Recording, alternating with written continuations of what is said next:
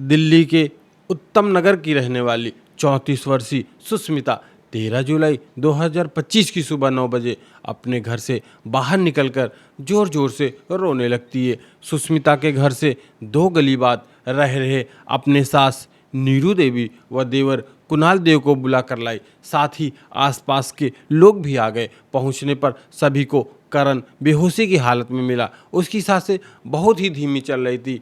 ऐसा लग रहा था कि वह ऑलमोस्ट मरने ही वाला था, जिसे देखकर सबके होश उड़ जाते हैं। सबने सुष्मिता से करण के इस हालत की वजह पूछी तो सुष्मिता ने बताया कि वॉशरूम जाते समय उसको इलेक्ट्रिक शॉर्ट लग गया, जिससे उसकी ऐसी हालत हुई है। परिजन करण को पास के मग्गो हॉस्पिटल लेकर भागते हैं, जहां डॉक्टरों ने उसे मृत डिक्लेयर कर दिया। एक ही झटके में किसी ने बेटा तो किसी ने पिता समान भाई को खो दिया। परंतु सबसे बुरी हालत तो सुष्मिता व उसके 6 साल के बेटे की थी, जिसने अपनी पूरी दुनिया ही खो दी, जिसका रो रो कर बुरा हाल था। सूचना पर आई उत्तम नगर की पुलिस ने अननेचुरल डेथ होने के कारण बॉडी को पोस्टमार्टम करानी चाहिए, बट सुष्मिता व पड़ोस के रहने वाले राहुल यह कहते हुए पोस्टमार्टम करने से मना कर देते हैं कि बॉडी को चीर फाड़ करके उसकी हालत ख़राब कर देंगे। लेकिन अननेचुरल डेथ होने के कारण कुछ लोगों के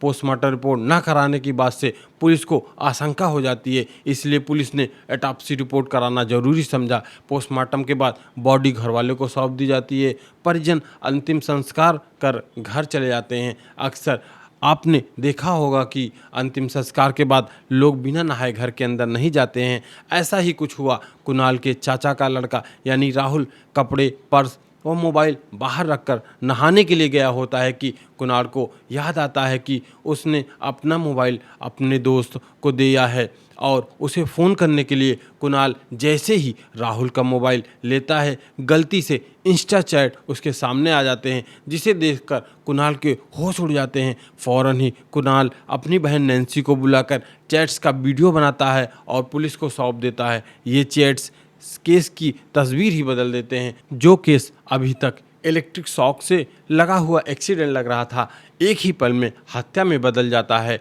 जिस औरत को अभी तक लोग तरस भरी निगाह से देख रहे थे, अब उनकी नज़रों में गुस्सा और नफरत भर गया था। अब सब लोग सुष्मिता और राहुल को जेल के सलाखों में देखना चाहते थे। अब यह केस हर प्लेटफॉर्म पर चर्चा में था। साथ ही यह केस न सिर्फ दिल्ली बल्कि पूरे देश में सनसनी फैला दिया। Hi friends, my name is Shiva and you are watching the shocking case of Uttam Nagar Delhi. 15 साल पहले लखनऊ की रहने वाली सुष्मिता बीकॉम की पढ़ाई पूरी कर एक कंपनी में जॉब करने दिल्ली आ जाती है। उसी कंपनी में काम कर रहे करण देव की मुलाकात सुष्मिता से होती है। कुछ ही दिनों में दोनों में दोस्ती हो जाती है और दोस्ती प्यार में बदल जाती है। दोनों मिलने जुलने लगते हैं और एक दूसरे के साथ काफ़ी टाइम स्पेंड करने लगते हैं। दोनों डिसाइड करते हैं कि वे शादी करेंगे और वे दोनों इस बात को अपने घर वालों को बता देते हैं। घर वाले शादी के लिए मान जाते हैं।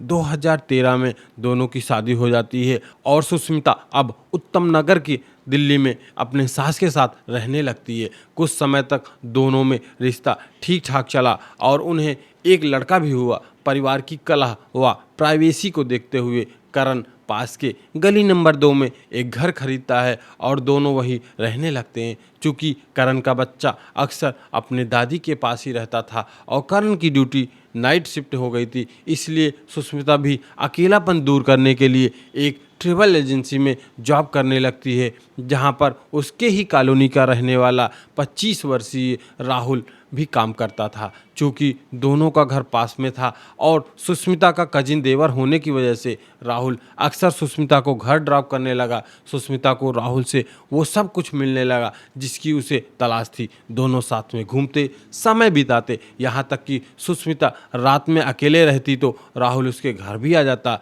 और दोनों सेक्सुअल रिलेशनशिप भी बनाने लगे। उम्र में सुष्मिता से 9 साल छोटा राहुल सुष्मिता की वो सारी ज़रूरतें पूरी करने लगा जिसकी उसे तलाश थी। अब सुष्मिता को करण चुभने लगा था, लेकिन वह तलाक भी नहीं दे सकती थी क्योंकि वह करण का घर व उसकी सेविंग छोड़ नहीं सकती थी। इसलिए सुष्मिता व राहुल मिलकर एक प्लान बनाते हैं, एक ऐसा प्लान जिसने पूरे दिल्ली को झकझोर कर रख दिया। 12 जुलाई 2025 की रात सुष्मिता करण को दही में 3 स्लीपिंग पिल्स मिलाकर देती है, परंतु करण दही खाने से मना कर देता है। फिर वह दाल की पूड़ी व सब्जी में 10 नींद की गोलियां मिलाकर करण को दे देती है। साथ ही वह राहुल से इंस्टा पर चैट भी सारी बातें बताती रहती है।